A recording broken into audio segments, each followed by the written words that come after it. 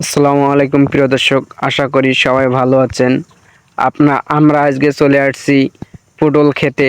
তা পটল খেতে প্রতিনিয়ত পরিচর্যা করতে হবে। পরিচর্যা না করলে আমাদের ফলাফল আসবে না। কি সুন্দর দেখেন আমার ভাইটা পরিচর্যা করছে। এই পরিচর্যার কারণে আমাদের পটলগুলো অনেক ভালো হয়ে থাকে। এই ভালো হওয়ার কারণ হচ্ছে প্রতিনিয়ত পরিচর্যা করতে হবে। আর আপনাদের সামনে যে দেখা যাচ্ছে হলুদ যেগুলো কাগজ, এগুলো কেউ জানেন এই হলুদ কাগজগুলো কির জন্য দেওয়া হয়েছে? চলুন দর্শকরা, আমরা এখন এই হলুদ কাগজগুলোর বিস্তারিত আলোচনা করব। ততক্ষণ আমার সঙ্গে থাকুন। এবং সূর্য মামা কি সুন্দর ঝিকিমিকি করতেছে, দেখতে অসাধারণ। চলুন দর্শক, আমরা এখন হলুদ কাগজ বিষয়ে কথা বলবো। এই হলুদ কাগজের উপকারিতা কি আপনারা কেউ জানেন? কেউ বলতে পারবেন এই হলুদ কাগজের উপকারিতা কি?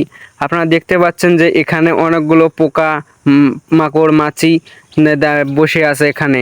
এটা দেওয়ার উদ্দেশ্য হচ্ছে একটাই কারণ, এই যে দেখা যাচ্ছে যে এই হলুদ পটলটা পোকা মাছির কারণে এটা কিন্তু পচে যাচ্ছে বা হলুদ হয়ে যাচ্ছে।